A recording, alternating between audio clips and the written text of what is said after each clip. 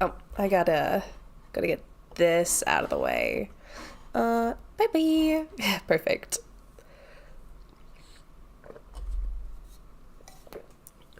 So, if my voice is a little oof, it's allergy season. But it's gonna be allergy season for a while, so this is probably the best bet I got.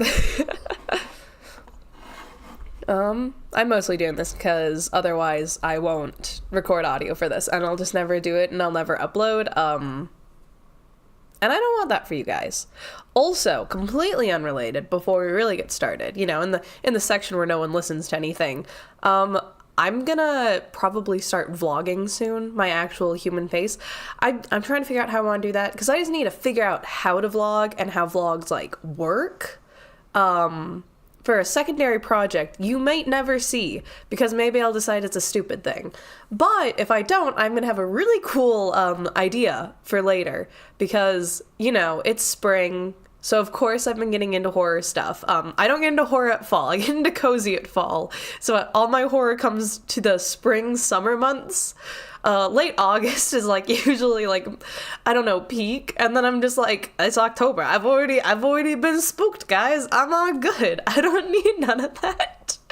That's a me problem.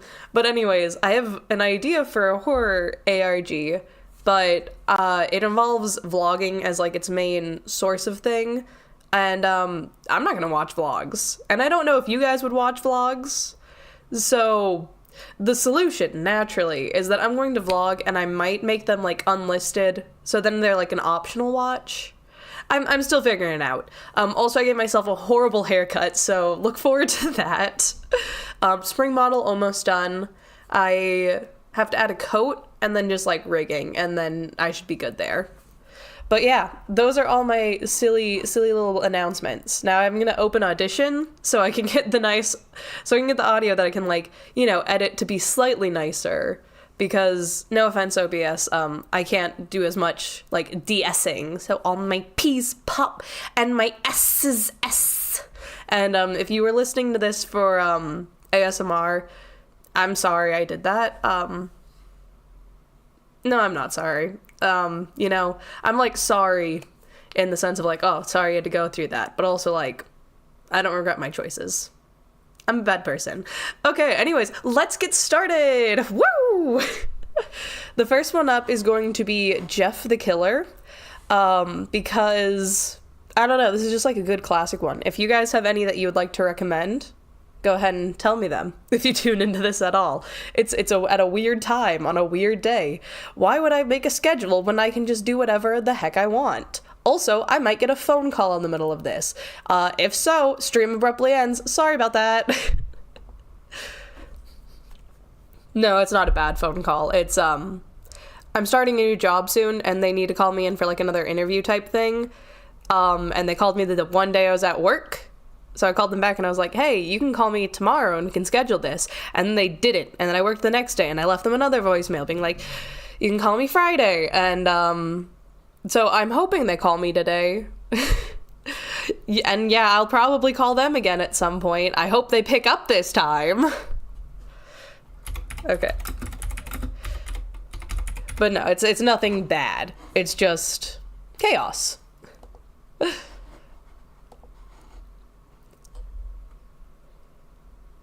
I'm gonna be reading Jeff the Killer. And if you're talking about the part before that, it was my plans for the channel. I'm gonna vlog because I need to do some research on what vlogging is. And heaven knows I'm not gonna sit through vlogs. I don't have the attention span for that. But right now, I'm going to be reading Jeff the Killer. One of the most infamous creepypastas out there. And if you have any other suggestions for a creepypasta I should read, I mean, I should probably vet it first if I'm not familiar with it. But yeah, I'm just gonna do readings on my channel because why not? Okay, Jeff the Killer. Excerpt from a local newspaper. Ominous unknown killer is still at large. After weeks of unexplained murders, the ominous unknown killer is still on the rise. After little evidence has been found, a young boy states that he survived one of the killer's attacks and bravely tells his story. I had a bad dream and they woke up in the middle of the night," says the boy. "I saw that for some reason the window was open, even though I remembered it being closed before I went to bed. I got up and shut it once more. Afterwards, I simply crawled under my covers and tried to get back to sleep. And that's when I had a strange feeling, like someone was watching me. I looked up and I nearly jumped out of my bed. There, in the little ray of light illuminating between my curtains, was a pair of two eyes. These weren't regular eyes. They were dark, ominous eyes, and they were bordered in black and just plain out terrified me. And when I saw his mouth, a long, horrendous smile that made every hair on my body stand up. The figure stood up, watching me. Finally, after what seemed like forever, he said it. A simple phrase, but said it in a way only a madman could speak. He said, "Go to sleep." I let out a scream, and that's what sent him at me, and he pulled up a knife, aiming at my heart. He jumped on top of my bed, and I fought him back. I kicked, I punched, I rolled around, trying to knock him off of me, and that's when my dad busted in. The man threw the knife, and it went to my dad's shoulders. The man probably would have finished him off if one of the neighbors hadn't alerted the police. They drove into the parking lot and they ran to the door, and the man turned and ran down the hallway, and I heard smash, like glass breaking, and as I came out of my room, I saw the window that was pointing at the back of my house was broken, and I looked out to see him vanish in the distance, and I can tell you one thing, I will never forget that face. It was cold, evil eyes, and that psychotic smile. They will never leave my head. Police are still on the lookout for this man. If you see anyone that fits this description in this story, please contact your local police department. Jeff and his family had just moved into a new neighborhood. His dad had just gotten a promotion at work, and they thought it would be best to live in one of those fancy neighborhoods. Jeff and his brother Liu couldn't complain, though. A new, better house. What's not to love? As they were getting unpacked, one of their neighbors came by. "Hello," she said. "I'm Barbara. I live across the street from you. Well, I just wanted to introduce myself and to introduce my son." She turns around and calls over her son. "Billy, these are the new neighbors." Billy said hi and ran back to play in his yard. "Well," said Jeff's mother, "I'm Margaret, and this is my husband Peter and my two sons, Jeff and Leo." They each introduced themselves, and then Barbara invited them to her son's birthday. Jeff and his brother were about to object when their mother said that they would love to. When Jeff and his family were done unpacking, Jeff went up to his mom.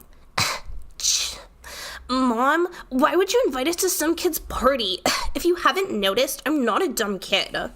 "Jeff," said his mother, "we just moved here. We should show that we want to spend time with our neighbors. Now, we are going to the party, and that is final." Jeff started to talk, but stopped himself, knowing that he couldn't do anything. Whenever his mom said something, it was final. He walked up to his room and plopped down on his bed. He sat there looking at the ceiling when, suddenly, he had this weird feeling. Not so much pain, but a weird feeling. He dismissed it as just some random feeling. He heard his mother call him down to get his stuff, and he walked down to get it. The next day, Jeff walked down the stairs to get breakfast and got ready for school. As he sat there eating his breakfast, he once again got that feeling. This time, it was stronger. It gave him a slight tugging pain, but he once again dismissed it. As he and Leo finished breakfast, they walked down to the bus stop. They sat there, waiting for the bus, and then, all of a sudden, some kid on a skateboard jumped over him, only inches above their laps. They both jumped back in surprise. "Hey, what the hell?" The kid landed and turned back to them. He kicked his skateboard up and caught it with his hands. The kid seemed to be about 12, 1 year younger than Jeff. He wears an Aeropostale shirt. But I'm sorry. I wasn't going to do any cuts, but that ruined it. Let me try that again. He wears an Aeropostale shirt and ripped blue jeans.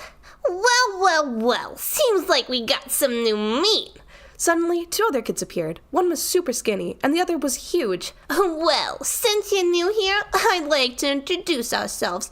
Over there's Keith. Jeff and Leo looked at the skinny kid. He had a dopey face that you would expect a sidekick to have. And he's Troy.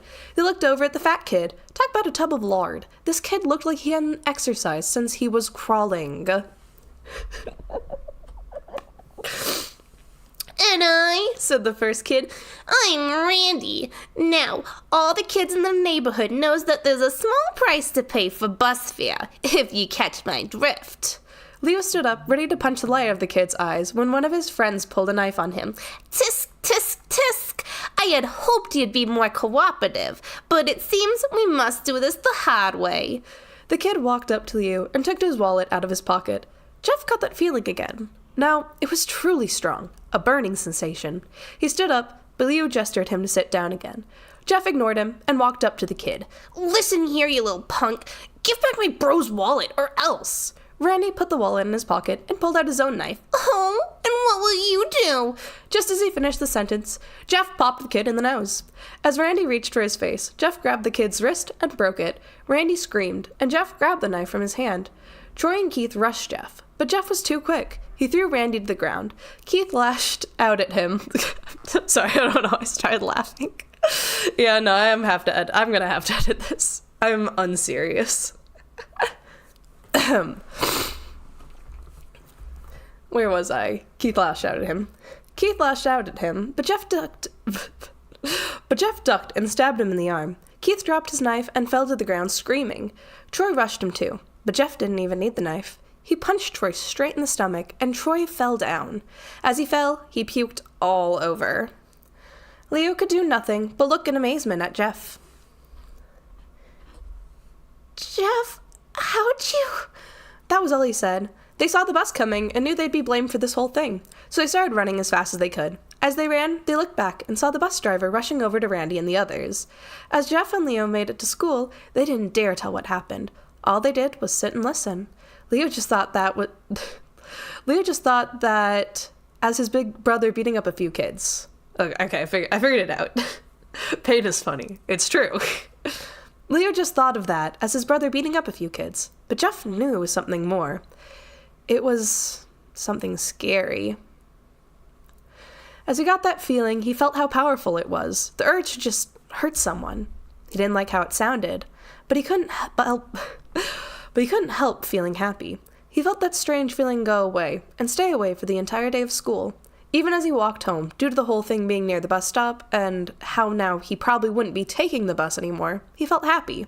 When he got home, his parents asked him how his day was, and he said in a somewhat ominous voice, "It was wonderful."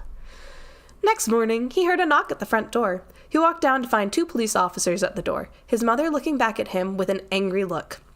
Jeff, these officers tell me that you attacked 3 kids. That it wasn't regular fighting, and that they were stabbed. Stabbed, son! Jeff's gaze fell to the floor, showing his mother that it was true. Mom, they were the ones who pulled the knives on me and Leo. "Son," said one of the cops, "we found 3 kids, 2 stabbed, 1 having a bruise on his stomach, and we have witnesses proving that you fled the scene. Now, what does that tell us?" Jeff knew it was no use. He couldn't say him and Leo had been attacked, but there was no proof it was not them who attacked first. They couldn't say that they were fleeing, because, truth be told, they were. So, Jeff could not defend himself or Leo. "Son, call down your brother." Jeff couldn't do it, since it was him who beat up all those kids. Sir, it was me. I was the one who beat up the kids. Leo tried to hold me back, but he couldn't stop me. The cops looked at his partner, and they both nodded. "Well, kid, looks like you're in juvie." "Wait," says Leo. They all looked up to see him holding a knife. The officers pulled their guns and locked them. I'm sorry, I forgot how bad the story is. I recently watched a Creepypastas. I thought I was prepared. I forgot they pull a gun on Leo for holding a knife. Average Jeff L. Wait! says Liu. They all looked up to see him holding a knife. The officer pulled their guns and locked them on Liu. It was me. I beat up those little punks. I have the marks to prove it. He lifted up his sleeves to reveal cuts and bruises, as if he was in a struggle. Son, just put down the knife, said the officers. Leo held the knife and dropped it to the ground. He put his hands up and walked over to the cops. No, Leo, it was me. I did it. Jeff had tears running down his face. Why are you wagging, Wendy? He got a knife, guys. Let's shoot him in his own house.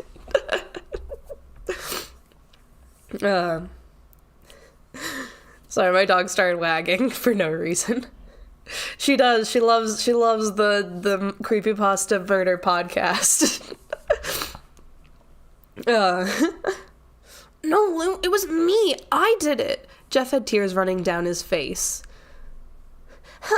Poor bro, trying to take the blame for what I did. Well, take me away. The police led Leo out to the patrol car.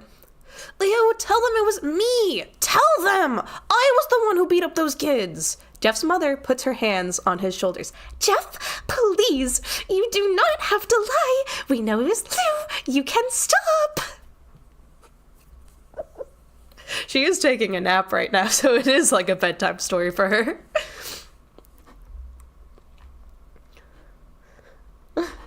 Jeff watched helplessly as the cop car speeds off with Liu inside. A few minutes later, Jeff's dad pulled in the driveway, seeing Jeff's face and knowing something was wrong. Son, what is it? Jeff couldn't answer. His vocal cords were strained from crying. Instead, Jeff's mother walked his father inside to break the bad news to him, as Jeff wept in the driveway.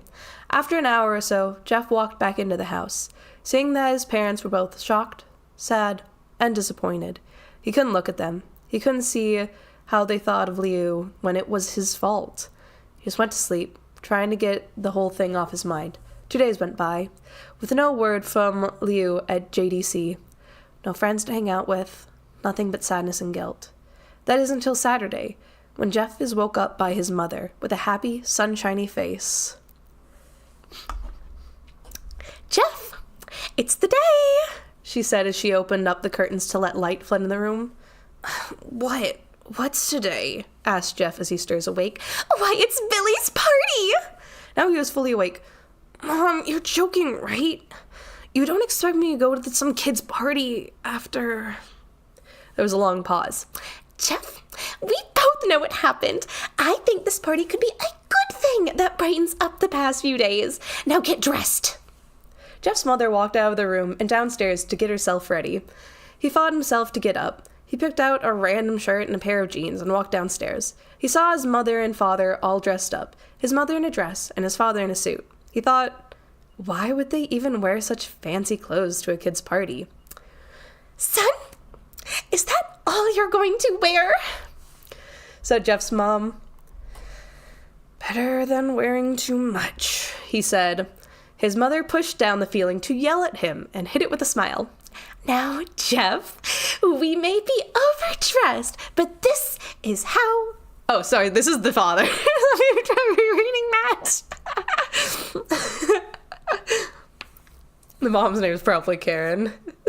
That is until Saturday.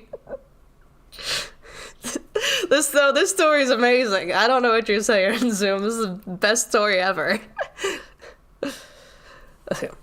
No, Jeff, we may be overdressed, but this is how you go if you want to make an impression, said his father. Jeff grunted and went back up to his room. I don't have any fancy clothes, he yelled downstairs. Just pick something, called his mother. He looked around the closet for what he would call fancy. He found a pair of black dress pants he'd had for special occasions and an undershirt. He couldn't find a shirt to go with it, though. He looked around, and he only found striped and patterned shirts, none of which go with dress pants. Finally, he found a white hoodie and put it on. You're wearing that? They both say. His mother looked at her watch. No time to change. Let's just go. She said as she herded Jeff and his father out of the door. They crossed the street over to Barbara and Billy's house. They knocked on the door, and it appeared that Barbara, just like his parents, was way overdressed. Father should also have the Karen voice. No. As they walked inside, all Jeff could see were adults. No kids. Oh, what was fucking Barbara's voice? It was like kind of like perky Midwestern, I think. Let's see. The kids around the yard. No, it wasn't that. Barbara gets a new voice. Barbara gets a new voice. Okay, I can't figure it out. I don't remember what it was, other than it was just like overly perky to match the very strained voice of Mother Karen. The kids are out in the yard. Jeff, how about you go and meet some of them? Said Barbara. Jeff walked out to a yard full of kids. They were running around in weird cowboy costumes and shooting each other with plastic guns. He might as well be standing in a Toys R Us. Suddenly, a kid came up to him and handed him a toy gun and a hat. Hey, wanna play? He said, no, kid. I'm way too old for this stuff. The kid looked at him with that weird puppy dog face. Please, said the kid. Fine, said Jeff. He put on the hat and started to pretend to shoot it. Okay. Sorry. I forgot the story once more. A hoodie is the finest clothing I have too. Mood. He put on the hat and started to pretend to shoot at the kids. At first, he thought it was totally ridiculous, but then he started to actually have fun.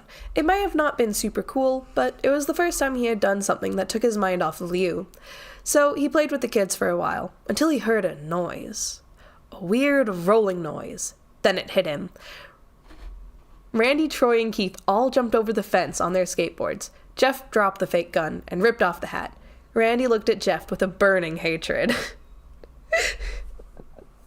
Kid just walked. I'm not even joking. Like, I was doing the uwu voice as a joke. It is typed in. That is not an L. It is a W on the Creepypasta Classic Wiki. It's not please. It is please.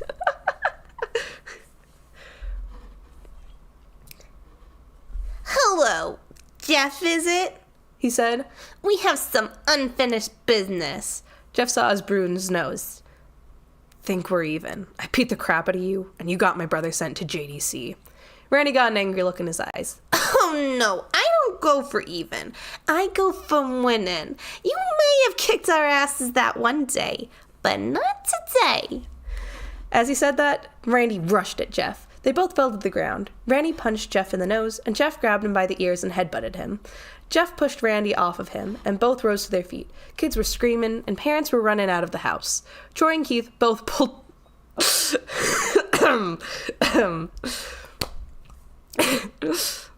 Troy and Keith both pulled guns out of their pockets.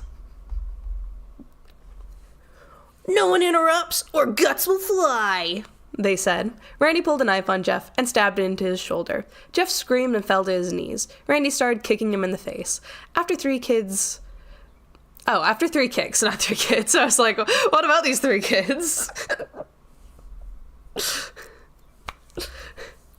After 3 kicks, Jeff grabbed his foot and twisted, causing Randy to fall to the ground. Jeff stood up and walked towards the back door. Troy grabbed him. Was Troy the fat one? Yeah, Keith was the dopey one. Okay. I need that for what voice to give Troy. Let's see. Need some help?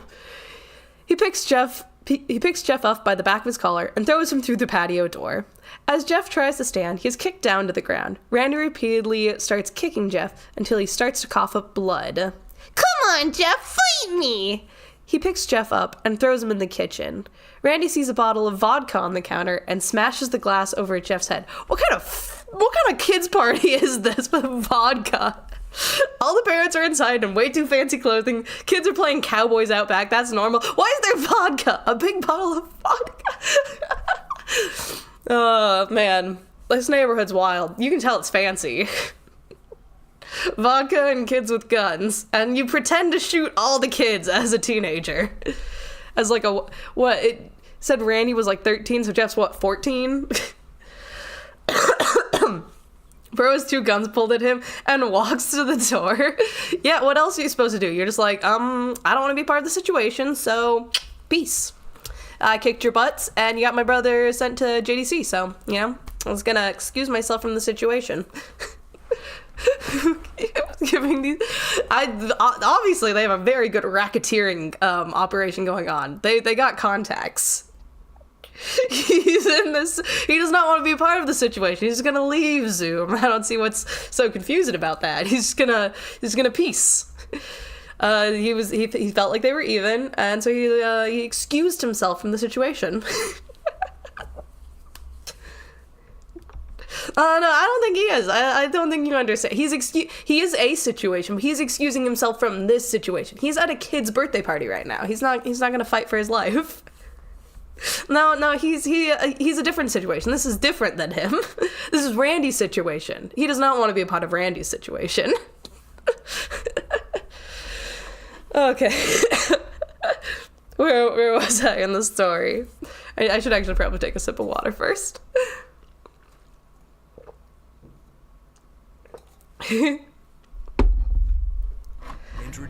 What the? An ad just randomly started playing. It was a jump scare.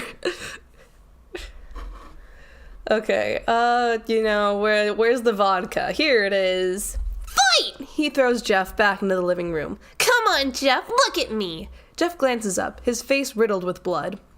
I was the one who got your brother sent to JDC, and now you're gonna just sit here and let him rot in there for a whole year? You should be ashamed. Jeff starts to get up. Oh, finally! You stand and fight! Jeff is now to his feet, blood and vodka on his face. Once again, he gets that strange feeling, the one in which he hasn't felt in a while. Finally, he's up, says Randy as he runs at Jeff. That's when it happens. Something inside Jeff snaps. His psyche is destroyed. All rational thinking is gone. All he can do is kill. He grabs Randy and pile drives him to the ground. He gets on top of him and punches him straight in the heart. The punches cause Randy's heart to stop. As Randy gasps for breath, Jeff hammers down on him. Punch after punch. Blood gushes from Randy's body until he takes one final breath and dies. Everyone is looking at Jeff now. The parents, the crying kids, even Troy and Keith. Although they easily break from their gaze and point their guns at Jeff. Jeff sees the guns trained on him and runs for the stairs. As he runs, Troy and Keith let out fire on him, each shot missing. Jeff runs up the stairs. He hears Troy and Keith follow up behind. As they let out their final rounds of bullet, Jeff ducks down in the bathroom. He grabs the towel rack and rips it off the wall. Troy and Keith race in, knives ready. Dude, there are parents here and they don't do nothing. Next time I'm getting robbed, I'll just say, sorry, I don't want to be a part of the situation, guys. I'm just gonna head out. Bro, I remember how it goes past this, which is why I didn't flinch too much when he punches him in the heart until he stops breathing. But you're gonna see how Mortal Kombat it gets after this.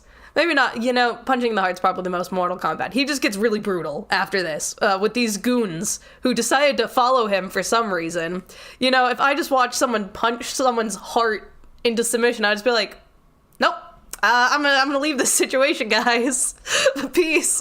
Get back on my skateboard, hop over the fence, I don't know, go cry. I'm leaving that situation for sure. The parents first. I don't carry money on me, so mugging me would be kind of useless. I love Jeff the Killer. It's a great story. This is the beginning of my voice acting career. Oh gosh, it's so stupid. I got this bad ad Power Plus that's taking up my entire screen out of nowhere, and it just go away. I'm trying to read a quality story written by probably a 13-year-old. Randy's heart stopped, something towel lag, blah blah blah. Okay, here it is. Troy swings his knife at Jeff, who backs away and bangs the towel rack into Troy's face. Troy goes down hard, and now all that's left is Keith. He's more agile than Troy, though, and ducks when Jeff swings the towel rack. He drops the knife and grabs Jeff by the neck. He pushes him into the wall. A thing of bleach fell down on top of him from the top shelf. It burnt both of them, and they both started to scream. Jeff wiped his eyes as best he could. He pulled back the towel rack and swung it straight into Keith's head. As he lay there, bleeding to death, he let out an ominous smile. "What's so funny?" asked Jeff. Keith pulled out a lighter and switched it on.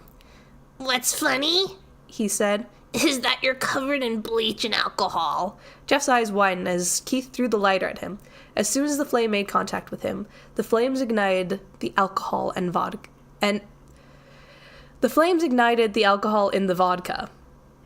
I think they meant and. But it says in. I'm gonna read it as and. The flames ignited the alcohol in the vodka. While the alcohol burned him, the bleach bleached his skin. Jeff let out a terrible screech as he caught on fire. He tried to roll out of the fire, but it was no use. The alcohol had made him a walking inferno. He ran down the hall and fell down the stairs. Everybody started screaming as they saw Jeff, now a man on fire, dropped to the ground, nearly dead. The last thing Jeff saw was his mother and the other parents trying to extinguish the flame. That's when he passed out. Yeah, getting bludgeoned by a towel rack, that sounds totally worth it.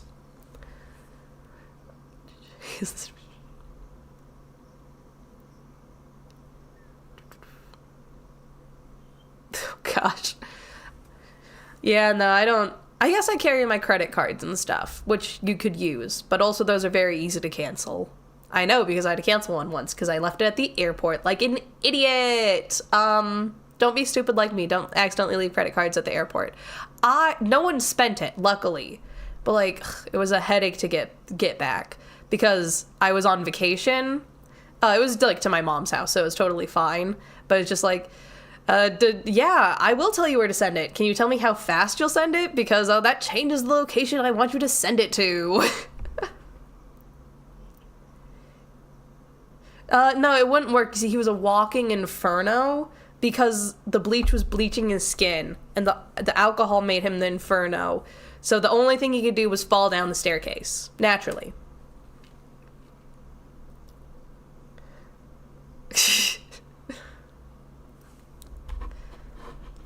I've left my car at the airport before. It was just really funny because, like, me and my friend missed each other by, like, 4 hours. We had both parked at the airport. It was weird because the buses, like, kind of stalk you. Because, you know, the only way to get from the parking area to the airport is through the bus. So naturally they try to stalk you, but also I'm just like, I get that you're trying to follow me, but I am trying to get to the parking space that you are blocking so you can pick me up. Please move. I don't have a hole in my head. Guys, you can't mug me if I ain't got nothing. I think that happened to my sister's friend once. Or was it my sister? But, like, they went to, like, a free museum or something. And the person was like, give me all the money you have. And they're like, great news. There's none. Anyway, so that's why I don't want to live in a city. They got away totally fine. Don't worry. I just don't want that situation to happen, like, at all. I live in rural nowhere, and I got a big scary guard dog. Her name's Wendy, short for Wendigoon. Don't tell him. Okay, he passes out. What happens next? When Jeff woke, he had a cast wrapped around his face. He couldn't see anything, but he felt a cast on his shoulder and stitches all over his body. He tried to stand up, but he realized that there was some tube in his arm, and when he tried to get up, it fell out, and a nurse rushed in. I don't think you can get out of bed just yet, she said as she put him back and reinserted the tube. Jaff. Ooh, sandstorm. My siblings are in, like, the path of, apparently, a tornado. Not, like, super in the path, just, like, enough for severe storm. But, like, dude, that makes me anxious. I grew up in Washington. Tornadoes are not a thing where I'm from. Earthquakes, yes. But buildings are meant to stand earthquakes. Buildings can't really withstand tornadoes. They can be a little bit more wind resistant, which we have in Washington as well. It's kind of similar thing to earthquake building. But, like, dude, I'm terrified of those. I'm terrified of actual dangerous windstorms where the danger is the wind and not just a tree falling on your house. Jaff. Yeah. Look. I don't have an excuse for my actions, actually. Don't look.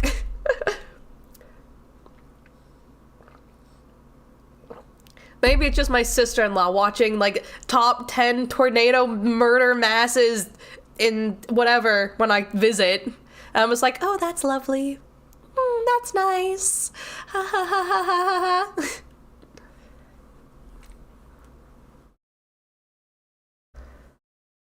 And I mostly just mean like direct hits. There's nothing you can do when you get caught in the swirl. Where was I? Oh, the nurse. Jaff. That's where I was. I was at Jaff. Well, the time's the clock's ticking. I'm sorry, that was so mean. That was a joke.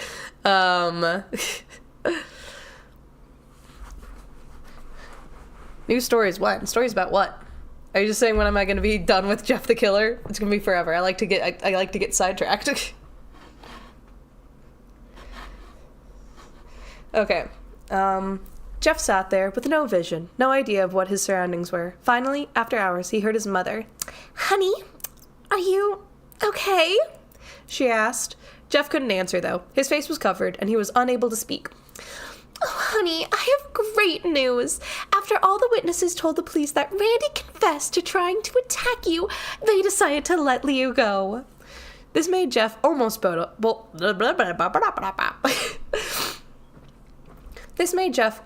bolt up, stopping halfway, remembering the tube coming out of his arm.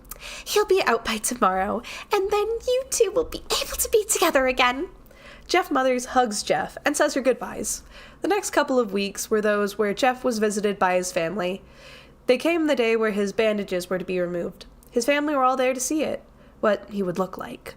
As the doctor unwrapped the bandages from Jeff's face, everyone was on the edge of their seats. They waited until the last bandage, holding the cover of his face, was almost removed. Let's hope for the best, said the doctor. He quickly pulls the cloth, letting the rest fall from Jeff's face. Jeff's mother screams at the sight of his face. Liu and Jeff's dad stare awestruck at his face. What happened to my face? Jeff said. He rushed out of bed and ran to the bathroom. He looked in the mirror and saw the cause of the distress. His face. It was horrible. His lips were burnt to a deep shade of red. His face had turned into a pure white color, and his hair singed from brown to black. He slowly put his hand to his face. It had a sort of leathery feel to it now. He looked back at his family, then back at the mirror. Jeff, said Liu. It's not that bad. Not that bad, said Jeff.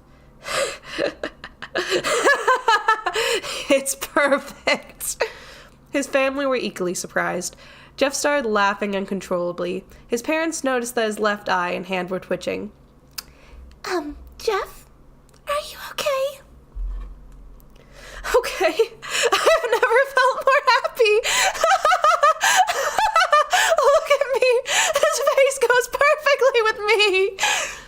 He couldn't stop laughing. He stroked his face, feeling it, looking in the mirror. What caused this? Well, you may recall that when Jeff was fighting Randy, something in his mind, his sanity, snapped. Now he was left as a crazy killing machine. That is, his parents didn't know. What did I think? Almost burned to Are you okay? Hey, kid, your face is wrapped up. Hey. You fine? You passed out on us. You good? Okay, anyways, I'm gonna go home. I'm not gonna stay with you or anything. Also, your brother is gonna get released from prison, but like, one more night. Jeff's taking more L's as usual. Yeah, that was a great story. Jeff the Killer's beautiful. Okay. He quasi, but his parents don't know. Ooh. Doctor? Said Jeff's mom. Is my son... all right. You know, in the head. Oh yeah, this behavior is typical for patients that have taken a very large amount of painkillers. If his behavior doesn't change in a few weeks, bring him back here. We'll give him a psychological test. I feel like you should probably do that first, doctor. This man has gone through an extreme amount of trauma and also killed 3 people. Maybe wait for the painkillers to die down before you send him home. Maybe, I don't know. I've never worked in a hospital. Oh, thank you, doctor. Jeff's mother went over to Jeff. Jeff, sweetie, it's time to go.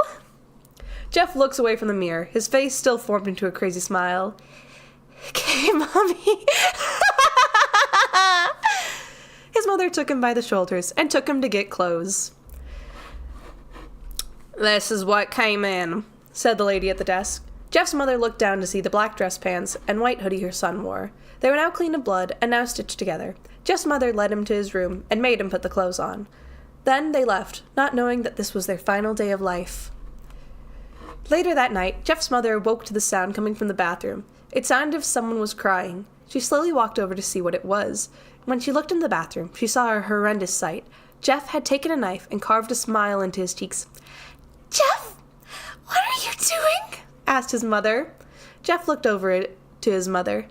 I couldn't keep smiling, Mommy. It hurt after a while. Now I can smile forever. Jeff's mother noticed his eyes, ringed in black. Jeff, your eyes! His eyes were seemingly never closing. I couldn't see my face. I got tired, and my eyes started to close. I burned out the eyelids so I could forever see myself, my new face. Jeff's mother slowly started to back away, seeing that her son was going insane. What's wrong, Mommy? Aren't I beautiful? Son, she said. Yes, you are. Let me go get Daddy so he can see your face. She ran into the room and shook She ran into the room and shook Jeff's dad from his sleep. Honey, get the gun, She stopped as she saw Jeff in the doorway, holding a knife. Mommy, you lied. That was the last thing they heard, as Jeff rushes them with a knife, gunning both of them. Isn't this a feel-good story? The doctor is wild.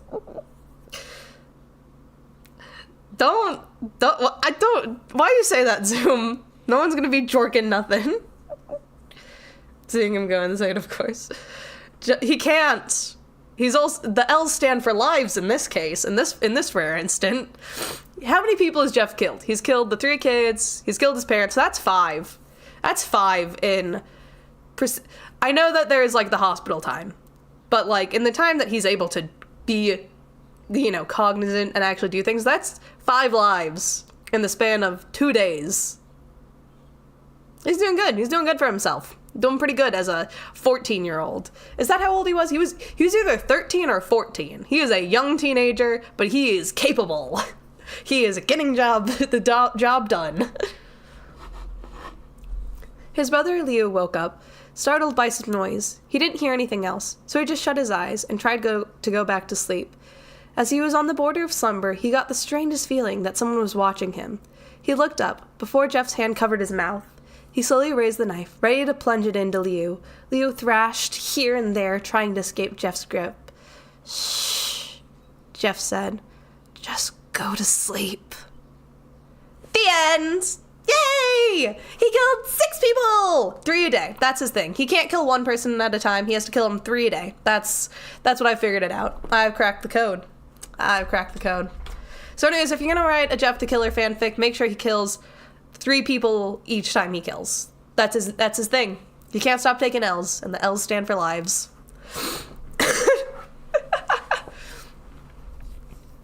Anyways, that was fun. That was a good time. Gonna be a pain in the butt to edit because I kept breaking character. Yay, happy ending!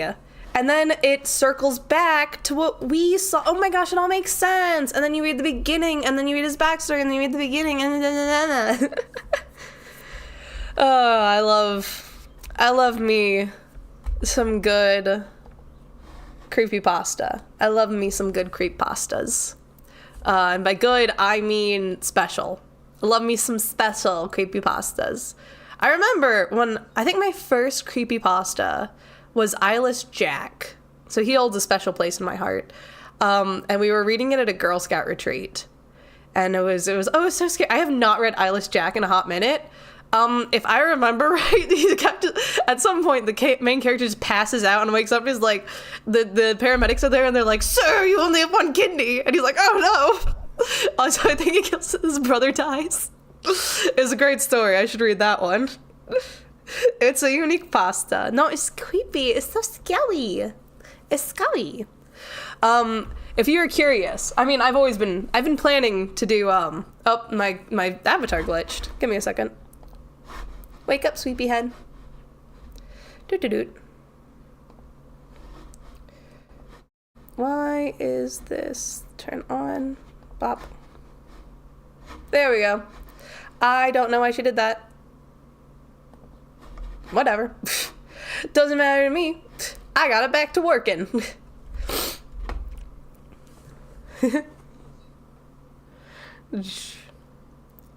You've never heard of it? Oh my gosh, Eyeless Jack. I like him. A lot of people, I think, they make him less of a human. I think he is still Slender's proxy. And, you know, the Creepypasta fandom. He is one of Slender's proxies. And I think he's often designated to more of a doctoral role because his weapon of choice, I believe, is a scalpel because he eats organs. I should see if I can find it on the Creepypasta Classic Wiki. Because I read it at 13. I don't think there was anything too graphic in it. Top pages this week, number 1, Jeff the Killer. It's a banger. What can I say? Jeff the Killer is a banger. And that's why I had to record it. Smile Dog, Zalgo, The Grifter. I've never heard of The Grifter. Based on that picture, I'm going to say this one is probably one I'd have to pre-read. It's not one of the silly haha fun ones. It looks like it actually might be dramatic. Can I search Eyeless Jack? If you can imagine, he doesn't have eyes. He wears I think he wears a blue mask, but his skin is gray, which is why a lot of people are like, oh, he's not human. I found it! Eyeless Jack, yay! Is there a picture of it? Oh, it might be a white mask. Honestly, the photo is like just super blue. I remember the photo being way sillier than this, not gonna lie. I'm gonna save it to my desktop and I'll show it real quick. I didn't show Jeff the Killer because I assume we all know what he looks like. Okay, save image as Eyeless Husbando 69, yes please. I'm joking, it's just called Eyeless. I just wanted to make it cringe. Okay, art, change this one to Eyeless. There it is. It's a really dark photo because, you know, it's trying to be gritty. Oh, I have it under my VTuber. Give me a second. There we go. This is the photo of Eyeless Jack. Also, looking at these walls, like I said, I haven't read this in a while. I'm pretty sure this is a teenage girl's bedroom, though. I have a strong feeling based on how those walls are decorated and the fact that this came out in the 2000s dash to the 2010s. This is specifically like how 13-year-old to maybe 16-year-olds decorate their bedrooms. Which, honestly, bring it back. Bring it back. Maximalism, hell yes. I want to look at everything and have fun. Bare walls, boo. I say this in an apartment that has very bare walls, but that's a me problem because I don't want to buy anything and I'm too lazy to make art. But honestly, bring it back. Bring back magazines so I can rip out pictures of Joe Jonas's head and cut them and paste them on things. And when you look at it in the future, you're like, man, that's kind of creepy I did that. But at the time it made sense and all your friends were like, oh, it's great, dude. I love that. Hell yeah. My walls were covered in puppy posters. I did not like men until I was in college, essentially. I say that as if I was attracted to something else. I wasn't interested in humans. I only wanted to look at cute dogs and rainbows for the longest time. And then I just like had puppy posters on my wall and I was like, why would I remove this? And I started painting on my wall and I have my name in Old English and I believe also in Japanese painted on my bedroom wall back at home. I should help my mom paint over that because that's going to be annoying to remove. I learned the classics like Jeff the Killer, Smile Dog, Slender Man. Eyeless Jack is a bit of a classic, but I think it's slightly more niche classic. Because he's like a very common, like, Creepypasta, Slender's Mansion, Slender's Proxy type thing. Like, I could list all the ones that are, like, the main ones, and then, like, secondary, and then, like, tertiary, which, like, the third, you know, B-list, C-list characters. He looks fun. I feel like drawing Eyeless Jack. I have a dog.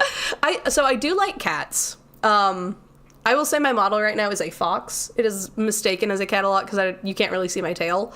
I'm a dog person, though. I have a dog, Wendy. She's sleeping behind me. She's doing a great job. I grew up with a dog. I did have some kitten posters because I had dog fancy and cat fancy. I'm just allergic to cats. I did live with cats during college. They're sweethearts. I loved Cookie. I loved Sarge. Great cats, 10 out of 10. Sarge had a parasite. It was fun. We only found out because he got sick on the floor. And then my friend missed class that day. She had to go take him to the vet. He was stinky. Anyways, I love cats. I just love dogs a little bit more because they don't make me sneeze. Pine trees make me sneeze, though, so, you know. I'm not the best judge of something that can make me sneeze. Okay, Eyeless Jack. Woo, let's go. I have to open up another audio folder. Give me a second. Delete that recording. I already have it saved. And now we can do a new recording for Eyeless Jack. There we go. Fair. Oh, give me a second. I scrolled all the way to the bottom of this. Yep. Hello. My name is Mitch. I'm here to tell you guys about an experience I had. I don't know if it was paranormal or whatever stupid word people use to describe supernatural phenomena, but after this thing visited me, I believe in that paranormal trash now. A week after I moved in with my brother, Edwin, after my house was foreclosed, I finished unpacking. Edwin liked the idea of me moving in, since we had not seen each other after 10 years, so I was excited too. I soon fell asleep after I moved in. After that 1 week, I heard rustling noise come from outside at about 1 in the morning. I thought it was a raccoon, so I ignored and tried to fall asleep. The next morning, I told Edwin about it, and he agreed. The next night, however, I thought I heard my window opening and a loud thump, as if something entered my room. I darted up and looked around my room, but I saw nothing. The next morning, Edwin dropped his coffee cup when he saw me. He held up a nearby mirror, and I saw myself. I had a large gash in my left cheek. After I was rushed to the hospital, my doctor told me that I must have been sleepwalking, but then he showed me something that made my blood turn cold. He lifted up my shirt to reveal a sewn-up insertion where my kidneys were. I stared in his eyes, my eyes widening. You somehow lost your left kidney last night. We don't know how, though. Sorry, Mitch, my doctor told me. The next night was my breaking point. Around midnight, I woke up to see a truly horrifying sight. I was staring face to face with a creature, with a black hood and a dark blue mask, with no nose or mouth, staring down at me. The thing that scared me the most was that it had no eyes, just empty black sockets. The creature also had some black substance dripping from its sockets. I grabbed the camera nearby on a mantle and took a picture. After the picture took, the creature lunged at me, and I tried to claw open my chest. The picture took, the creature lunged at me and tried to claw open my chest to get my lungs. I stopped it by kicking it in the face. As I ran out of my room, I grabbed my wallet. I would need money. I ran out of my brother's house into the night. I eventually ended up in the woods, near Edwin's house, and tripped on a rock. I fell unconscious and woke up in the hospital. My doctor entered the room, the same one who treated me before. I have good news, and I have bad news, Mitch. My doctor stated. The good news is that you had minor injuries, and your parents are going to pick you up. I sighed with relief. The bad news is your brother has been killed by something. Sorry. My parents took me back to Edwin's house to collect my remaining belongings, which I did. Upon entering my room, I was scared, but remained calm. I grabbed my camera, then stopped dead in my tracks. In the hallway leading to my room, I saw Edwin's body and something small lying next to it. I picked up the small thing and entered my parents' car, not mentioning Edwin's corpse. I looked at the thing I picked up and nearly vomited. I was holding my stolen, half-eaten kidney with some black substance on it. The end! Yay! Very, very short, very sweet. I'm pretty sure that's the one I read, because I remembered the brother died. I swear it was longer in my memories, but I have no idea what would have filled it. Once again, another doctor win. Great doctors. This is Eyeless Jack. And yes, I'm just recording every one I read, because why wouldn't I?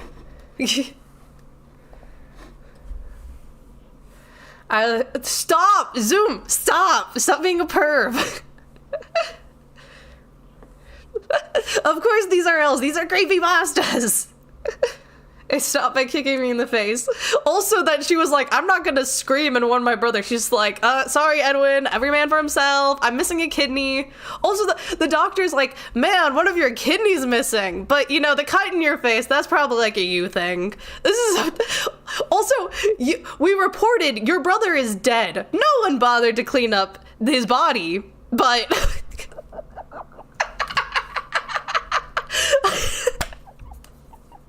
I love creepypastas. I love revisiting them. As a child, this terrified me. I was awake all night the night I heard it, and now I'm reading it. I'm just like, what kind of medical procedure is this?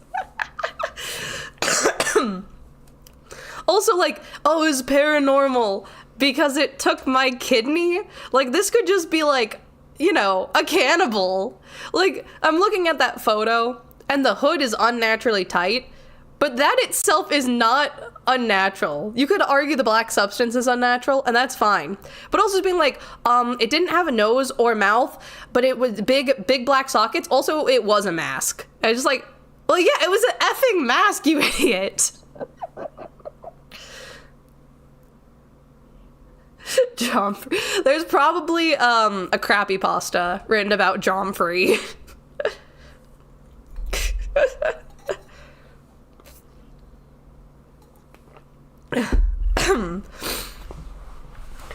Anyways, as you can tell, creepypastas are beautiful, and they are a dying art, guys.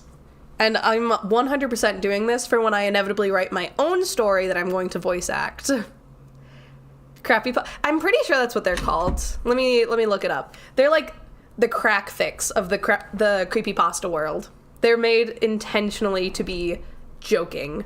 Meanwhile, creepypastas were meant to be scary, and then you age past the age of 16 and you're like, dude, what the fuck? Let me look it up. Creepypasta.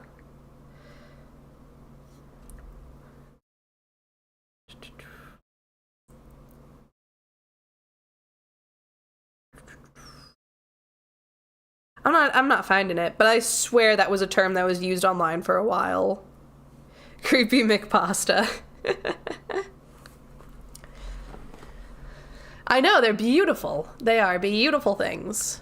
Maybe that's just what, like, people called things that were, like, joking, like Splendor Man, Sexual Offender Man, Trender Man, things like that. I could be wrong. I don't know anything. Do not sue me. I don't know, Mr. Creepypasta Sausta. Creepypasta McSausta, hell yeah.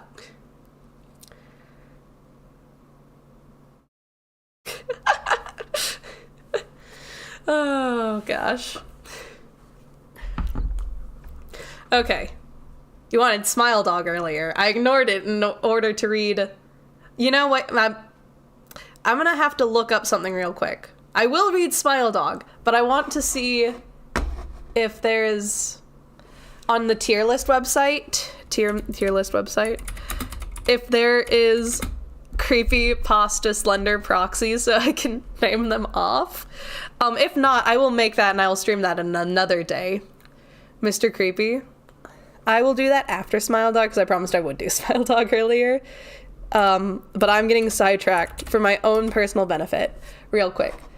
Tier maker and then search Slender's proxies.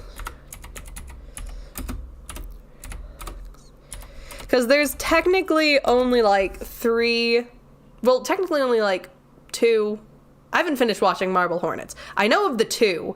And then there was a fan one that got super popular, so there'd be 3 that are like his official proxies. And then a lot of like other popular creepypastas became Slender's proxies, even though they technically have no connection to him in the original works.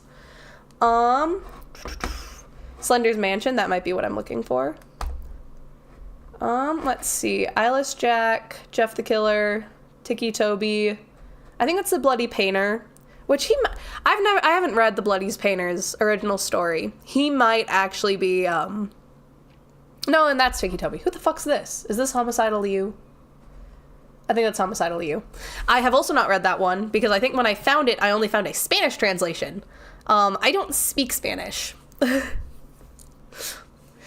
Okay, I will tell you which horror story I'm writing currently, which is inspired by my time working at the Bath and Body Works, because I have really fun, intrusive thoughts. So one of them is when we're doing floor set, we stay 3 hours after, and I was working in like the dead of winter, so it got dark early. So sometimes my brain was just like, you know, you're sweeping, you're having a good time. What if you just looked out the window and there was just someone there across the parking lot, and they just stayed there in the dead of night in the freezing cold, and they didn't move? And I'm like, wow, that would be terrifying. Anyways, I have to go throw trash in the cardboard out back, and I'm going to be thinking about there just being a man there. Wow! So I'm writing a story about that. We should do it too. What of this, as in the ones I'm reading, or are you just gonna put me in F tier and roast me? I actually. So I do have an idea. So I mentioned earlier that I'm gonna spoil it right now. I mentioned earlier that I was going to start doing vlogs for research. It's because I want to make a horror ARG that is inspired by Marble Hornets. So I am gonna have some creepypasta characters. So maybe I'll just write down some of them before I like do the actual thing, because that's only gonna revolve around one character. But I have like, you know, fun. I like to make characters for things. So I can make a creepypasta about a different Slender proxy. I could do that. That can be a future project. But the best part of it, the thing I would have to sell it as like, no guys, this was in 2013. I didn't write this in 2025. This is super old. So I'm gonna have to refer to things like Zooms and iPod Nanos and wired earbuds. Ooh, ancient technology. Pull open a tier list and put, okay, yeah. So I have that. I just haven't read through so many of them yet. But I have that. Some of them don't have technically fiction behind them. Like, Hoodie and Masky are from Marble Hornets, which is a YouTube series, which I'd be down to watch sometime on stream, because it's pretty good. Probably not this stream. Oh my gosh, so many pop-up ads. So I just have a couple. I was gonna try and rank them on like how crack are they, but they have a couple that I haven't seen before, dash aren't common, which, you know, would be an automatic. But then they also don't have the ones that I would say are a little bit more known. I wish they had, like, labels. Because, like, I recognize some of them, but these are, like, all fan arts as well. So sometimes you're like, oh, that's technically Jeff the Killer, but that's also not what Jeff is supposed to look like. You made him sexy. Making a channel series. Every stream we read some creepypasta, put them on the checkered tier. Yeah. I probably have to make it live so we can always add the whichever ones. Okay, so we read Jeff the Killer, Eyeless Jack, and we're about to read Smile Dog, so I'll grab some images of those real quick.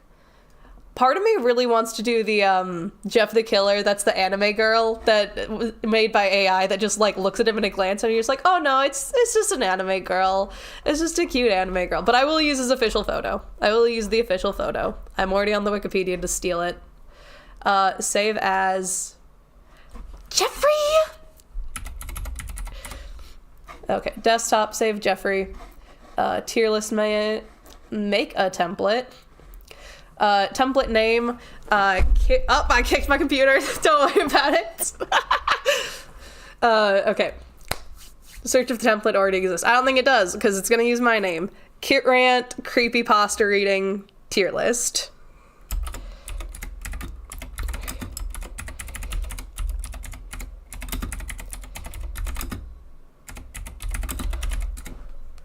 My camera glitched out again. Give me a minute. I gotta reset it. Okay. Make my own template. You know, I'm gonna make it public, even though there's no use for it to be public. Wake up, sleepy little girl. There we go. Oh, it just can't see me. Oh, that's not my face. That's the demons. There we go. There we go. It's because I bopped off camera a little bit. You do that. Okay. I have to make an account real quick. Blah. Oh, I was still synced up to this, so it was being weird. Okay. Gosh, I don't remember my Twitter account. I remember my Google account better, so we're gonna use my Google.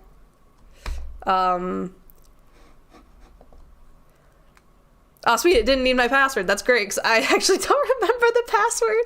I have 3 things that the password could be, but it could also be a secret 4th thing. And I didn't want to sign with my other account that I do know the password to, because that has my legal name in it. Okay, public template. Okay, name of the template, Kit Rant, what was it? Kit Rant Creepypasta Reading Tier List.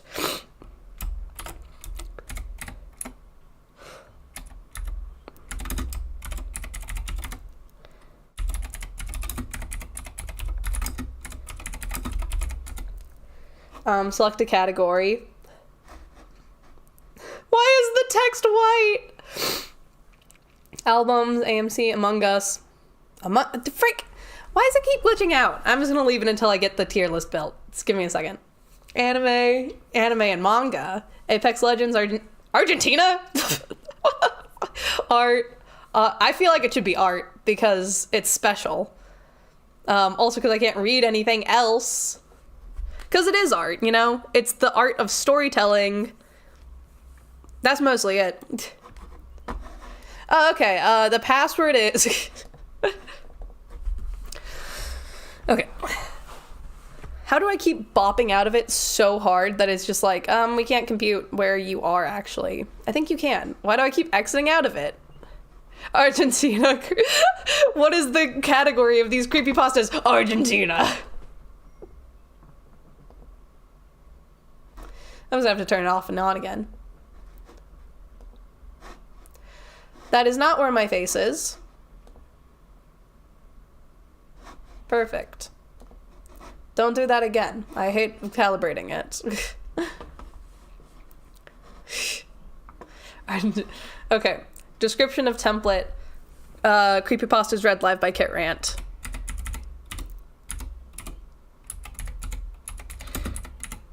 Live. Oh, I hit the wrong letter. By Kit Rant. If I didn't have, so I have eczema and it always flares up in February for some reason, even though the air isn't super dry then. So it's still it flared up in February and I'm still like working to hydrate the skin. I always get it by my eyes, which is super annoying. So I currently am not allowed to wear makeup, which is really regrettable with how short I cut my hair. But I can't wear makeup with it, which is really sad because I was like, oh, I have an idea for a super edgy makeup look. And I went to go do it and I was just like, if I put makeup on, I'm going to cause it to flare up. I was going to try and do Maskey's makeup with the makeup I have because I'm disgustingly pale. So I was going to put way more foundation than I needed and then just super dark eyes. But like I said, I did not want to make that worse because it's actually healing really good on my face. It's still pretty bad on my hands, but it's like by my wrists. Which in one way is good, easy to hide, and another way, the most annoying place, because that is such a bendy, needed to move area. Okay. Gosh. I'm gonna do this. I'm gonna do the wink picture that Knight sent me because I was being thirsty. Because it is me. It's me, Kit Rant. It's an old avatar of me, but it is still an avatar nonetheless. Well, actually, I have it right. I'm gonna show you what avatar it is. Because I was streaming with it the other day before I got this one fully finished. Oh, that's background. Models. Genshin. Is this model? So it's, the face glitches more with this because I didn't rig it properly. But it's me winking with one eye and just, like, peering to the side. It's really hard to recreate because, like I said, most of them are just facial glitches. But it's just me side-eyeing, and my friend sent it to me because it was when you like L, but you don't want people to know, because I was saying that my favorite character in Death Note is L, which is true. He is my favorite. I don't feel bad about that. L is a cutie patootie, okay? And yes, this model doesn't have legs. It's easier. Okay, I'm back. Woo! Okay, back to here. Choose files. I don't have Smile Dog yet. I'll add him in a little bit.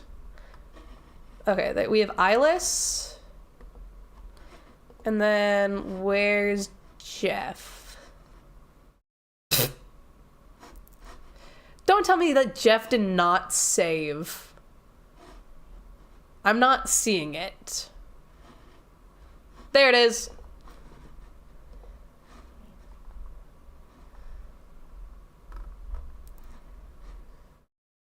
Can I not pick multiple? Oh, I need 5, but also why is it not letting me choose multiple? Do I have to click them all at once? Jeffrey. Eyeless. I'm just gonna put some random BS on here. That's not really important. I'm gonna put myself on, for comedy's sake. And Wendy? No, it's only letting me choose one. What the hell? This should not be as hard as it is for me. I don't know why I'm being really bad at this. We have Eyeless Jack. Okay. You can use our text. Oh, you can do this. Select all your files at once. Okay, that's what it's saying. So I click on this one. It is only letting me choose one, though. I will figure this off stream. I will put it. But let's discuss which ones should go where right now. I feel like when it comes to creepypasta, yeah, creepy's in the name, but it's not actually what a matter of creepiness is. The one looks a bit more like you. Yeah. So the thing about my character is she does normally have orange hair, but this is a winter model, thus the snowflakes in my hair, and I thought a really cute thing to do would be to have, like an Arctic fox. So to have white hair fully in winter and then have streaks of it in the fall, and then the rest of the time be basically an orange fox. So my spring model, who I haven't really finished yet at all, she has orange hair, very short orange hair, because the idea is that you chop off all the white hair, so then you don't have awkward length.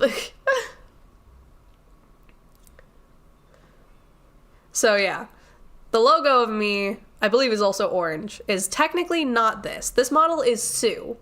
The one that has the mask, she's Kit. She is not Slender's proxy, although I did have an idea of making a Slender proxy with a mask like that, but probably a bunny mask, for reasons. You'll see when we get to it, when I finally write her creepypasta. I might have to head out to help my cousin launch his website. Well, good luck with that. I did web coding for a little bit during school. Very hard. Was not my cup of tea. I'm not good at that. So good luck with that, Zoom. Foxes are ooh-woo, super ooh-woo, extra ooh-woo, extreme ooh-woo. Zoom, were you the person who hated my ooh-woo voice, or was that Clodai? It could have been both of you, honestly. You know, the one that went like this. Hello? Hello, mister. It was great to see you today. Hello? You know, that one. And then I drop it down to my normal voice, and then I drop my normal voice down to my demon voice, which sounds like this, and it often cuts the mic off. I always cough after my demon voice, because I don't practice it too often. Oh, that face makes me think it might have been you. You might have not been the one that likes the ooh voice. And I did an entire stream in it once, because I said I would.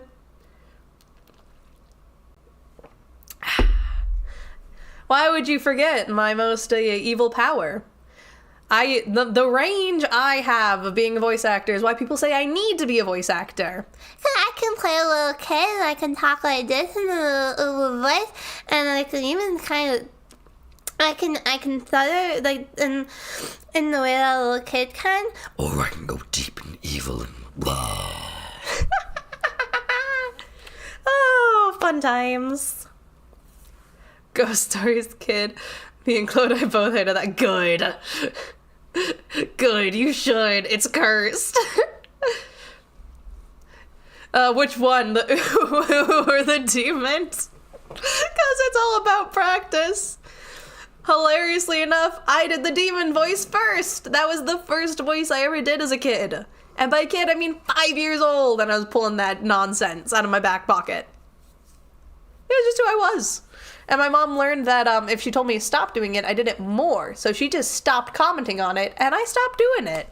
And then just randomly in high school, I was like, hey guys, guess what I can do? The ooh, I can do the demon. Yeah, see, now I'm desperate enough to say that ooh is pretty cute. It is. because it's childlike. Okay, I'm gonna figure out this template later. But I think the point of a creepypasta isn't necessarily how creepy it is. It's how memorable it is. So for that, I feel like we have to put Jeff the Killer really high. Because even though you forget all the like little...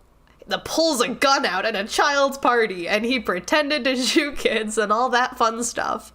Like, Jeff the Killer is pretty memorable. So I feel like he has to be pretty high on the list. Degenerate, not desperate. You're right, I can't read. Hi, Wee Wee. Aw, good Wendy. She's upset because I didn't give her a treat before this. Sometimes I'll give her treats before we stream because she likes to bug me when I'm on the computer. I love her. So I feel like Jeff the Killer has to be decently high. Maybe not S tier, because you do forget a lot of his story. But like A tier. Eyeless Jack, after reading that, I will say, even though that one holds a special place in my heart, and I do like all the art of Eyeless Jack, that story actually isn't super memorable. I did remember that one of the kidneys got stolen, and I remembered that the brother died. But honestly, I did not remember much more than that. And it is written as a first-hand account, but like also like a really underwhelming first-hand account. So I feel like, as much as it hurts me to say, because I do like Eyeless Jack the character, what people have done with him, maybe more of a C tier. Eyeless Jack is... Oh, you're probably right. C tier is like middle of the road. He's probably D tier. D or C. I'll figure it out later. But I feel like Jeff the Killer A, Eyeless Jack C or D. I'd probably only get C because it does hold a special place in my heart, so I'd give it an unfair boost. Which is why when I do make this list, it will be public, so everyone can be like, "No, Eyeless Jack sucked, kid. It was trash." He's slightly below average, but he's so cool. He's so cool in the fan art. Wendy, I was already petting you. You did not have to physically move to the other side and get closer where it's harder to pet you. Okay, I will make this tier list later, but so far we're thinking Jeff the Killer A, Eyeless Jack probably D. Now, if we're making a tier list based on appearance, Jeff looks like a twink. He's getting lower. Eyeless Jack got some cool fan art of him being a big intimidating demon. He's getting way higher. Ooh, fan art. Damn, kid got all the NSF. Look, there was a song I really liked, but it was a remix of a song, and I couldn't find the remix of a song anywhere except a creepypasta thirst trap videos. There is a very ripped shirtless photo of Eyeless Jack that I am very familiar with because I like the song. Okay, I'll look it up. Wait, no, that is obvious bias. Yeah, no. I also, let me just say, my favorite proxy is Toby because I like his jacket. Look, if we're gonna get our biases out here, I think his goggles and his jacket go freaking hard. That's why I gave both of them to Ricky, my ghoul character. Also because I don't want to draw a canvas jacket that Masky has. If we're rating based on appearances, you guys are not gonna like what my answers are. Let's just say that. I will Zoom. I will specifically send you the exact photo of Jack that I think of when I think of Eyeless Jack before I remember what he actually looks like. I will send it to you later. No, you don't get an option in this. I'm going to do it. I will also send you the music video. You know what? Screw it. I'm going to show you a whole bunch of sexy men. Sexy anime men. Okay, and then final story of today's evening. Smile Dog. W, you want to see them? Average Zoom W. Oh, where's his picture? I know, like, part of the story is that, oh, there it is. Aw, what a cute puppy. What a cute little baby. You, Wendy. Honestly, my brother's dog, Cleo, she has a great smile. Like, that's very random, but, like, she's a, Bernese Mountain Dog, which is one of the few breeds that, like, can smile. That's just how they look when they pant. She's got a great smile. Wendy is almost perpetually pouting. I blame the poodle in her more than the Labrador in her, because I had a Labrador growing up, and Labradors can smile. Poodles, they kind of just look haughty. Also, she tucks her lip into her teeth, and then she just looks dumb, and I make fun of her every time.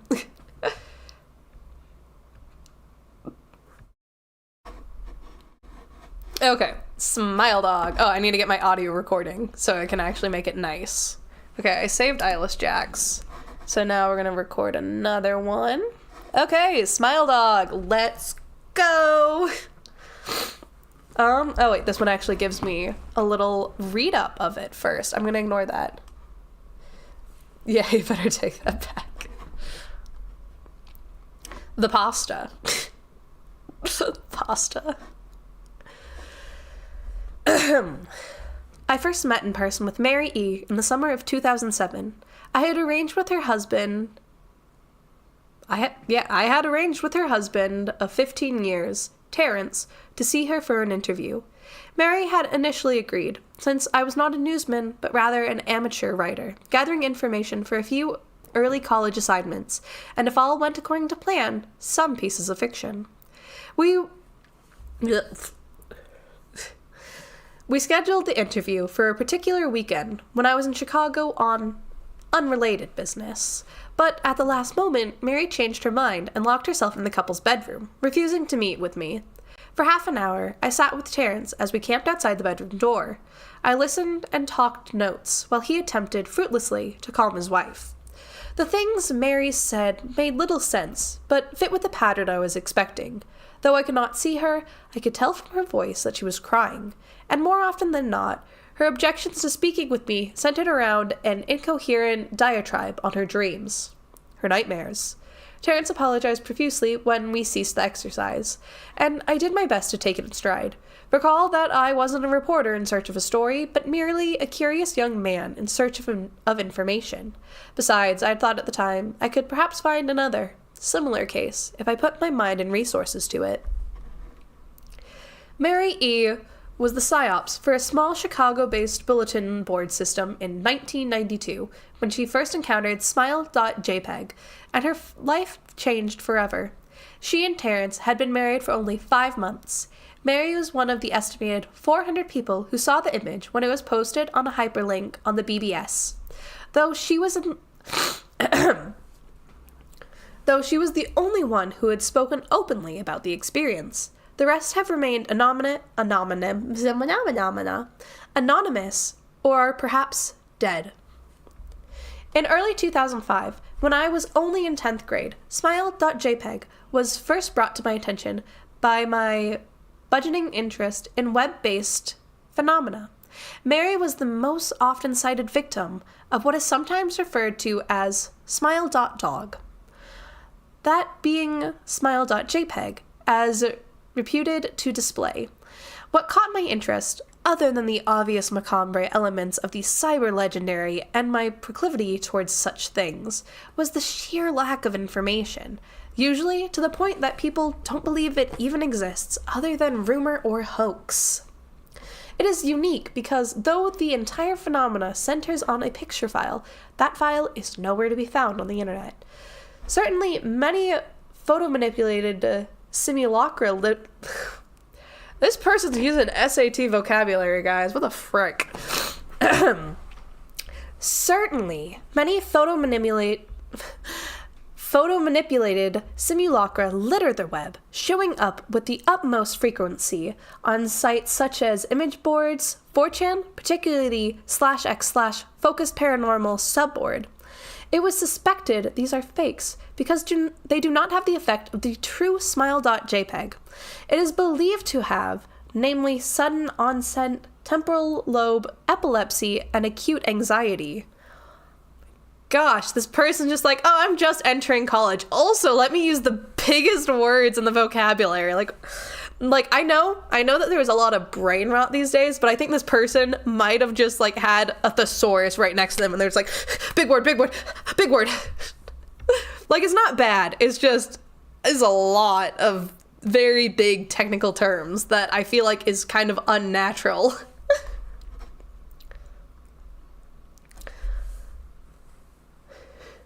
This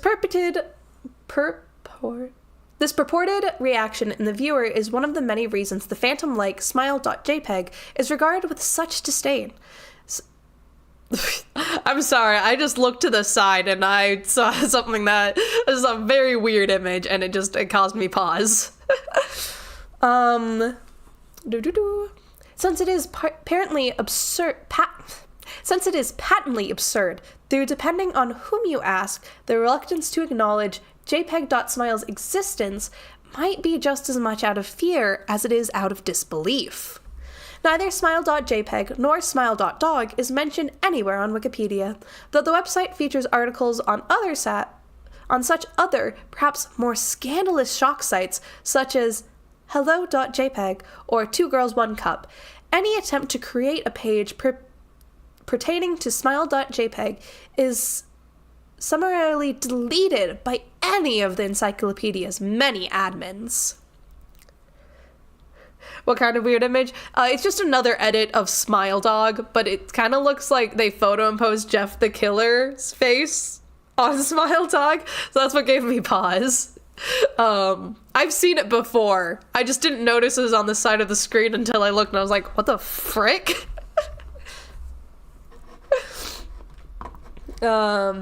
Encounters with smile.jpg are the stuff of internet legend. Mary E's story is not unique. There are unverified rumors of smile.jpg showing up in the early days of Usenet, and even one persistent tale that in 2002, a hacker flooded the forums of humor and satire website Something Awful with a deluge of smile.dog pictures, rendering almost half of the forum users at the time epileptic.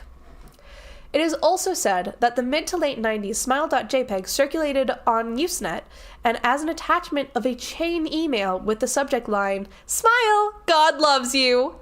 Yet, despite the huge exposure these stunts would generate, there are very few people who admit to having experienced any of them, and no trace of the file or any link has ever been discovered. Those who have claimed to be smile.jpg often weakly joke that they are far too busy to save a copy of the picture to their hard drive. However, all alleged victims offer the same description of the photo. A dog-like creature, usually described as appearing similar to a Siberian husky, illuminated by the flash of a camera, sits in a dim room, the only background detail visible being a human hand extended by the darkness near the left side of the frame. The hand is empty, but is usually described as beckoning. Of course, most of the attention is given to the dog, or dog creature, as some victims are more certain than others about what they claim to have seen. The muzzle of the beast is reputedly split into a wide grin, revealing 2 rows of very white, very straight, very sharp, very human-looking teeth. I'm just gonna stop it there. Human teeth aren't sharp. Like, yeah, the molars, bicuspids, and canines are sharp, but the front are very blunt, and that's because humans have omnivore teeth, meaning that we have to have teeth that is capable of grinding and teeth capable of cutting. So I don't know how you have very sharp and very human-looking teeth, because those front teeth gotta be blunt. And if I saw the front teeth of an herbivore's mouth, I wouldn't be like, yeah, the teeth were really sharp, even if the back teeth were. Even though I think, actually, the front few teeth are the carnivore teeth, and the back teeth are the herbivore teeth, because molars are built to grind. Meanwhile, the front teeth are meant to cut and rip. But even still, I'm not changing my opinion. I don't think human teeth are sharp. But back to reading. This is, of course, not a description given immediately after viewing the picture, but rather a recollection of the victims who claim to have seen the picture endlessly repeated in their mind's eye during the time that they are, in reality, having epileptic fits. These fits are reported to continue intermittently, often while the victim sleeps, resulting in very vivid and disturbing nightmares. These may be treated with medication, though in some cases... Sums? I think they meant some cases, and they just, didn't do a space. So you aren't meant to think about it. Oh, sorry, I forgot. Brain off. Creepypasta on, brain off, right? Sorry. Though in some cases, it is more effective than others. Mary E., I assumed, was not on effective medication. This is why, after my visit to her apartment in 2007, I sent out feelers to several folklore and urban legend-oriented news groups, websites, and mailing lists, hoping to find the names of a supposed victim of Smile.jpg, who felt more interested in talking about his experience. For a time, nothing happened, and at length I forgot completely about my pursuits, since I had begun my freshman year of college and was quite busy. Mary contacted me via email, however, near the beginning of March 2008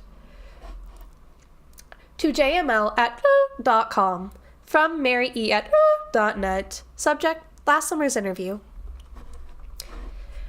Dear Mr. L., I am incredibly sorry about my behavior last summer when you came to interview me. I hope you understand that it was no fault of yours, but rather my own problems that led me to act out as I did. I realized that I could have handled the situation more decorously. However, I hope you will forgive me. At the time, I was afraid. You see, for 15 years, I have been haunted by Smile.jpg. Smile.dog comes to me in my sleep every night. I know that it sounds silly, but it is true. There is an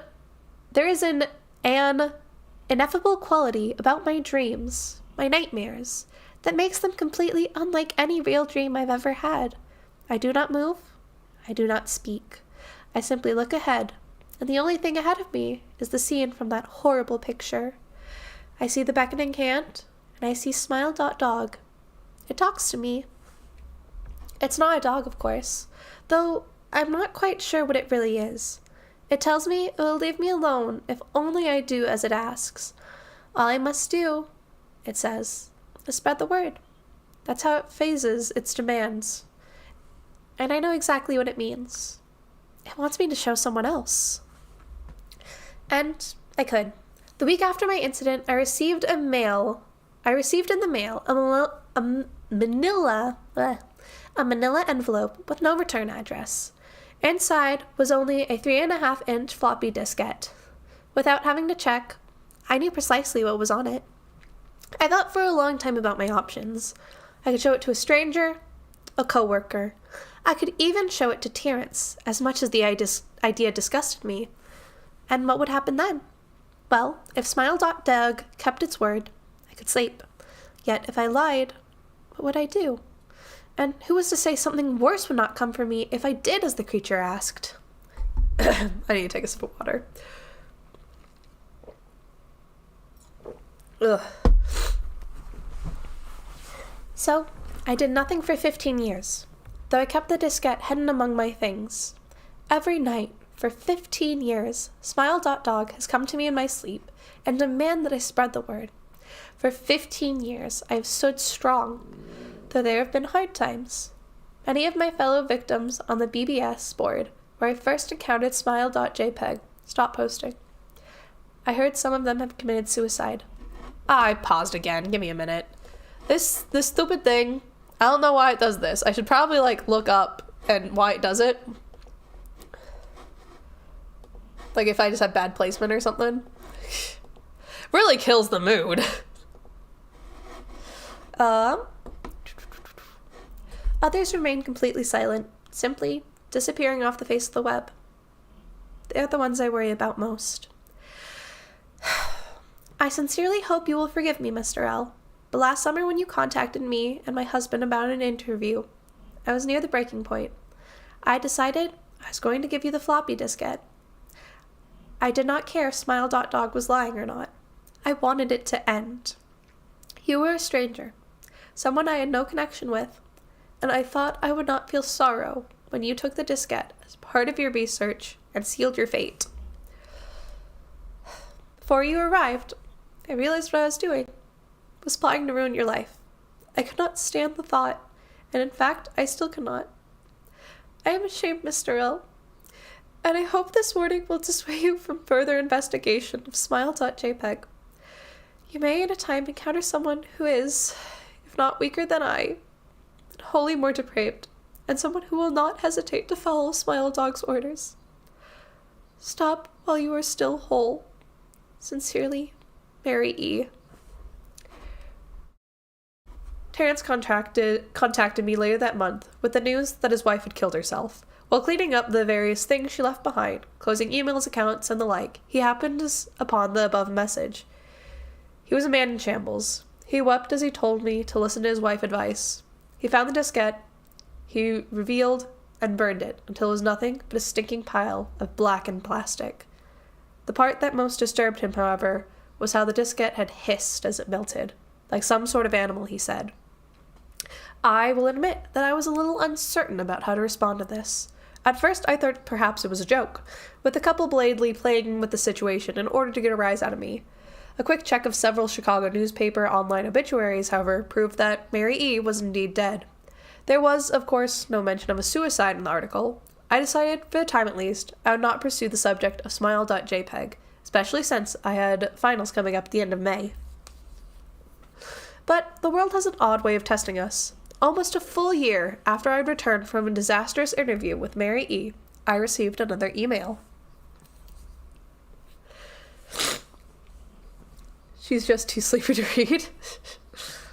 I can really feel... Yeah, I was getting weepy voiced. And then my nose started running because I have allergies. And it was gross. To jml@.com. From Eliza here, 82@.com. Subject smile. Hello! I found your email address through a mailing list. Your profile said you were interested in Smile Dog. I have saw it. It's not as bad as everyone says. I've sent it to you here. Just spread the word. Smiley face.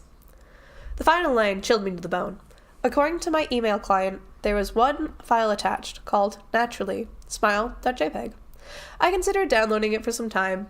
It was most likely a fake, I imagined, and even if it weren't, I was never wholly convinced of smile.jpg's peculiar powers. Mary E.'s account had shaken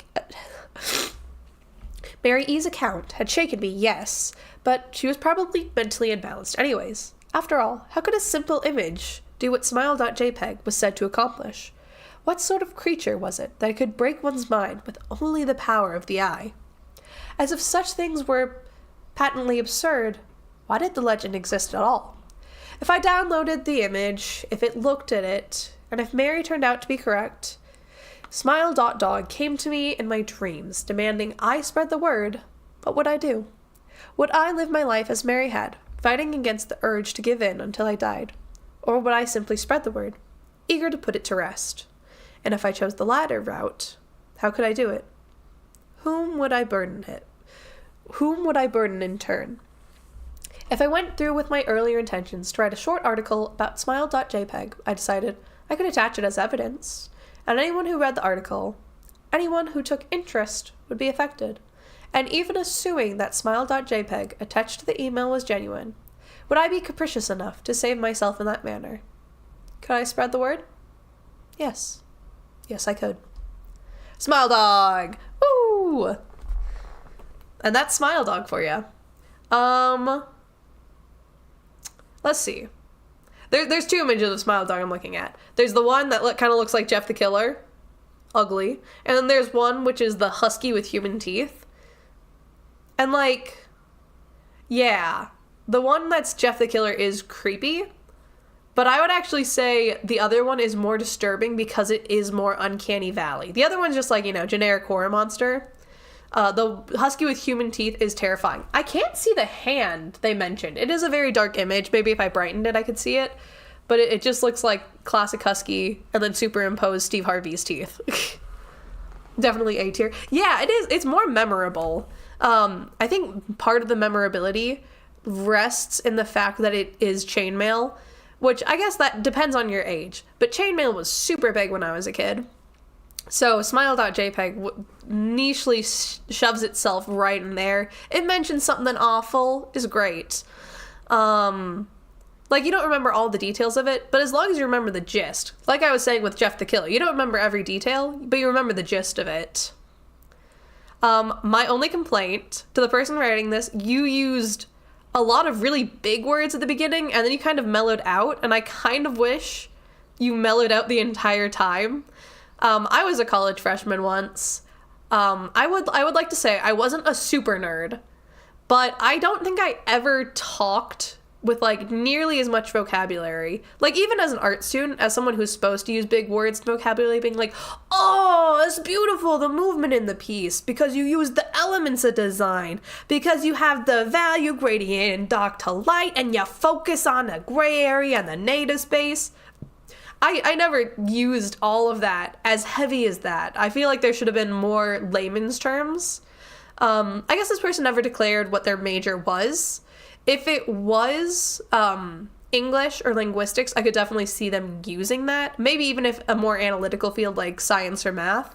But I just feel like it was a lot of really big vocab, or like very rare words, I guess is another way to say it. Just words that aren't very common, that there are more common similes to. But otherwise, great story. Yeah, it would just be changing a couple words here and there. Just felt very unnatural for that. But otherwise, it's a great story. I'd put it in A tier, I agree. A, almost S. I like the big words, to be honest. It's not that I hated them. It was that they were very close together, and then they started getting more spread out. It wasn't fully consistent, I think is my thing. Also that they were a freshman. If they were like a junior with like a literature major, I would believe it more. But like fresh out of high school didn't feel quite right. Although I'm sure there are people like that, like Sheldon Cooper from Big Bang Theory. It's more of the age and such for me.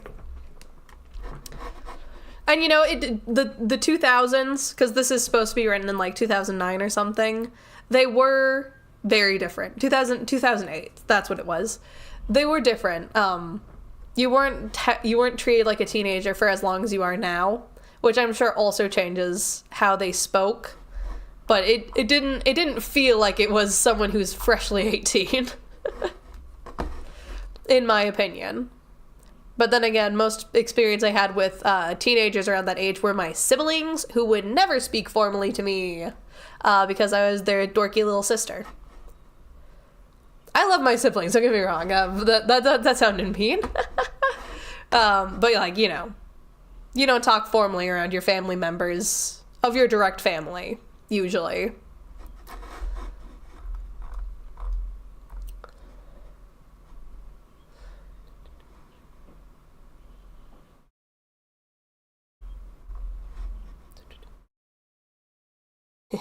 Woo.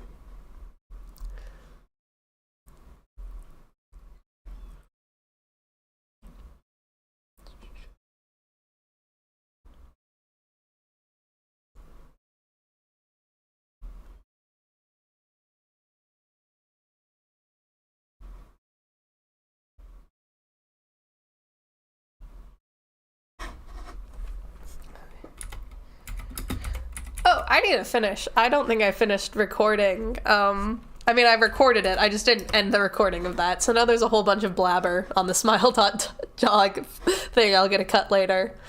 Save as smile dog.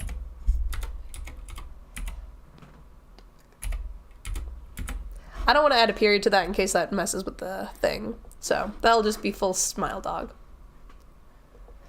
Oh, Mr. Widemouth. I remember that. Mr. Widemouth is niche.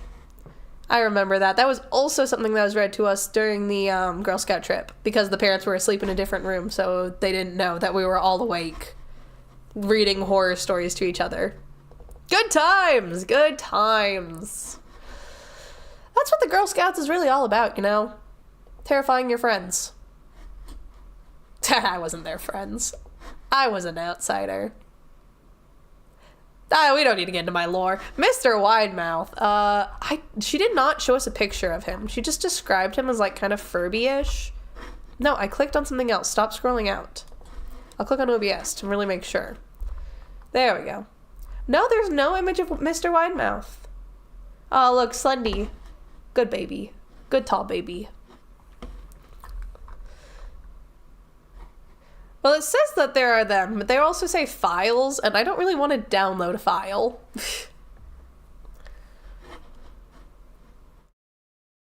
Yeah, here's a fun little story. Oh, it's not catching my mouth movements very well. Oh well. So Slender Man was originally written on these Something Awful forums, which was much more popular during like 2007 or whatnot. It has been translated to other websites, but apparently I'm gonna show my screen for a second, so give me a second. I'm gonna look it up. This is one of, like, I'd say the earliest ARGs, I guess would be the correct term. Ooh, Nightmind has done a video on this? Hell yeah, I love Nightmind. Did he do more than just season 1? A lot of this is, in the frickin', whatever the term is. A lot of it is, like, video reviews of it, or, like, series explained, which I do appreciate. I'm going to binge all of those after I finish watching Marble Hornets. But also, I feel like I should have found the home channel much sooner than I did. Okay, I'm going to screen share real quick. That's the wrong one. To show you the first episode of Marble Hornets. It's only 2 minutes. This was released, like, maybe 2 weeks after the Slender Man story came out, and it is a series that, I'm gonna say revolves around him. He's not, like, the main character of it, but he is a key feature of it, and I will show you the first episode of it. I have to turn on audio. There's not, like, a whole bunch of audio in this video. It's mostly just, like, ambient noise, but I feel like it goes with it. Okay, that's the wrong button. I'm so good at streaming, guys. I know what every button does. I don't hit the wrong one constantly. Okay.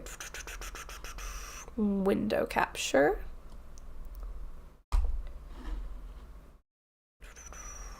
It says I already have a window capture. Which one? Videos.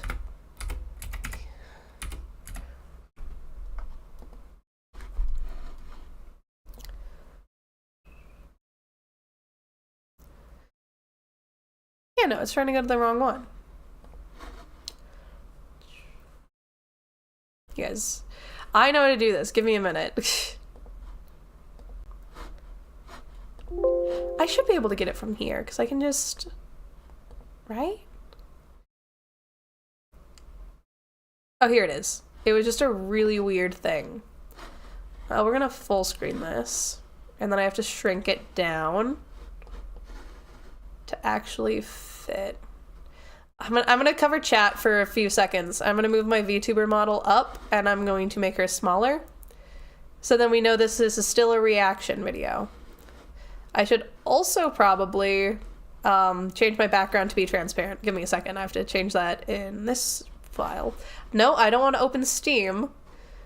I want to do a different thing. I want to open VTube Studio, which is right next to Steam. Streamer of the year! Streamer of the year. We're going for it, right, guys? Let's see, which one is it? Color picker, I believe. Okay. Perfect. I want out of this. There we go. Now I'm transparent. Give me a second. I should actually probably calibrate my thing so you can actually see me talking. Okay. There we go. We should be good. We should be good on the talking metric. Okay. I still see you in my sidebar. Don't worry. You just don't get to see it on the thing, because I don't want you guys to see what my YouTube recommendations are. Those are mine and mine only. Okay. Wait. Do you guys want me to read out what these things say, or do you want to read them yourself? Because they don't... The filmer, the person who's posting these videos, just has screen on card. I'll read them out loud. The following clips are raw footage excerpts from Alex Crawley, a college friend of mine.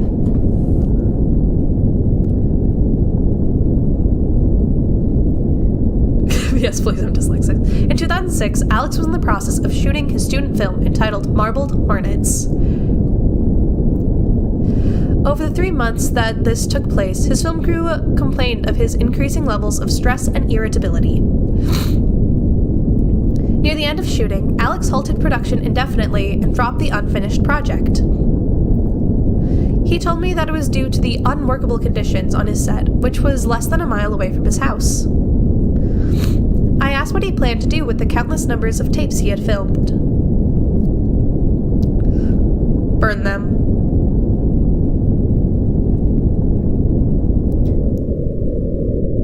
Being a film student myself, I hated to see all of his work go to waste.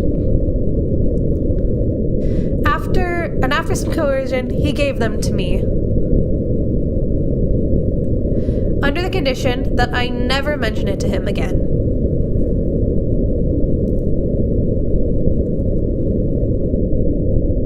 Soon after, Alex transferred to another school, and I haven't seen him since. At the time, I was too unnerved to look through the tapes and eventually forgot about them. A few days ago, I found them, filed away in the back of my closet. After 3 years and zero contact with Alex, I have decided to look through them. All the tapes are unnumbered and missing timestamps, other than taking place in the summer of 2006. It is impossible to determine the exact order or date of each. Should I find anything in any of them, I will upload it to keep it as a permanent record.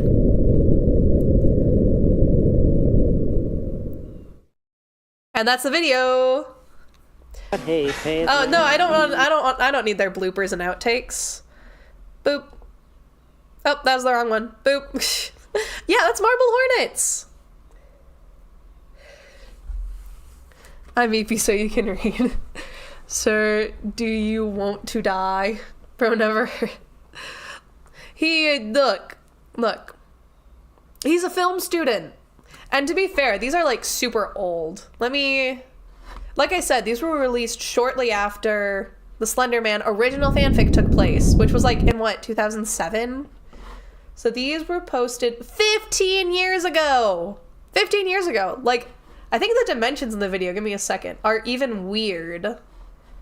Like, when I tried to full screen it, it was weird, but I'm not positive of that. So this was like very early YouTube. This is one of the first ARGs to have taken place on this website, I'm pretty sure. And it was written around Slender Man, who only existed for like 2 weeks before they started filming everything. And I'm sure they were like writing things as they went.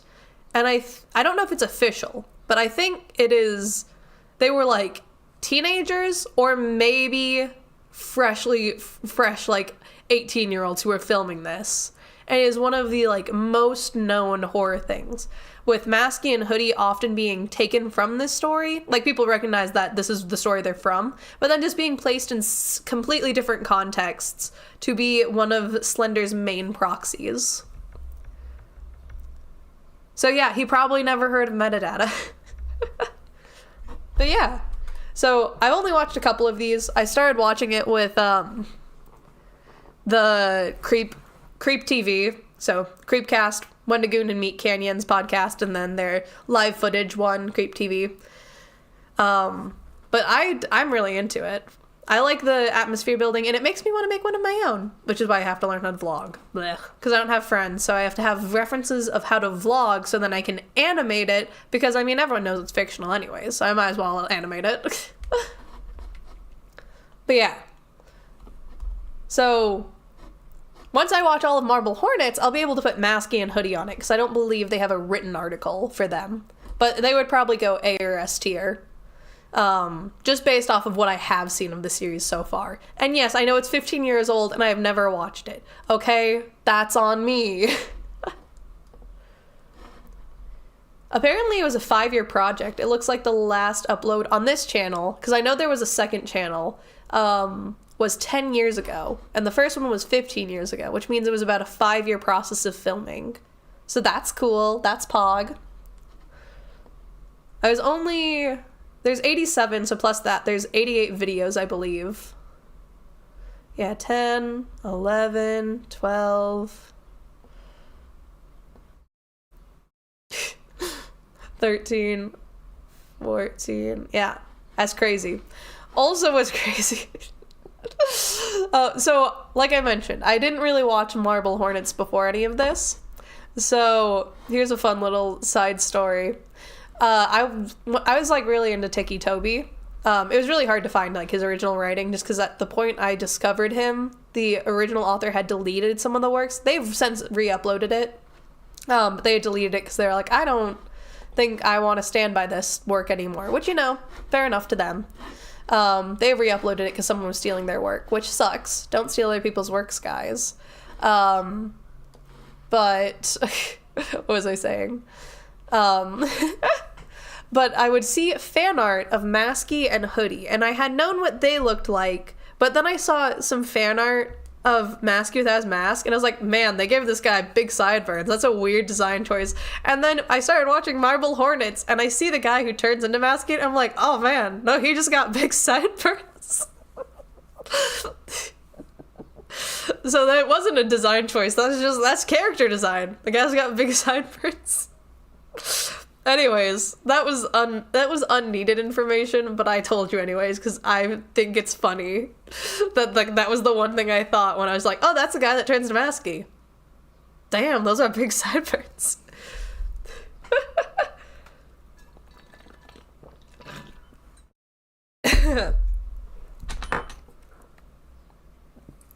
I have a text message. No, it's nothing. It's just my mom hearting a photo that my sister sent. It is a cute photo of my niece. But yeah. Once I watch these videos, then I'll be able to put it on the template, which I guess means I kind of gotta live stream them, because this is the live stream template. Because otherwise I could just binge a whole bunch of creepypastas and you guys would be like, the what? Give me a second, I'm gonna like randomly scroll through the Wikipedia.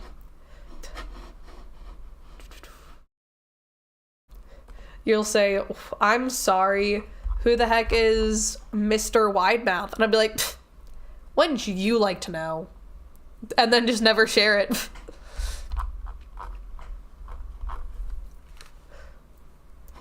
But yeah, creepypasta's fun. I enjoy it. Yeah, I enjoy it. And it is the horror season for me because it's spring and my horror season is off of everyone else's horror season. Why? I don't know. I wish it wasn't. I think it's because I like more offbeat horror. I like psychological stuff because I can talk myself out of that because I already know that I'm kind of crazy. I don't like slashers, and that's what everyone wants to watch during Halloween. And I'm just like, no, it makes me squirmy. I don't like blood and guts. It's ew. Jump scares? Hell yeah! Give me that Five Nights at Freddy's bullshit. Nah, but seriously. Maybe I'll do it someday. I don't know. I just needed to get some recording done, and I knew I wasn't going to do it if I didn't live stream it. And I actually got more than I planned because I was originally just going to do Jeff. Aw, wee wee. I love Wendy. This is me just looking at a picture of my dog and just being like, aw, she baby. Which, to be fair, she baby. But yeah. I think I'm probably going to end it here. And that's mostly just because I have to use the restroom. But yeah, thank you guys for joining me. I love this. If you have any more suggestions for creepypastas I should read live, you should definitely leave them below. I will read them, and I will not take them seriously, because why would I take anything seriously? I am just a silly fox girl on the internet who needs to get her spring model done so she can play Insane Aquarium. Because I showed that to a friend the other day, and I think I broke their brain, and I want to do that to as many people as possible. Anyways, thank you for joining me. Thank you for reading some great stories with me, and we should definitely do this again sometime. I'm switching jobs like next week, so we'll see what I have time for. But anyways, yeah, thanks for joining me. Hope you guys have a great day. See you later.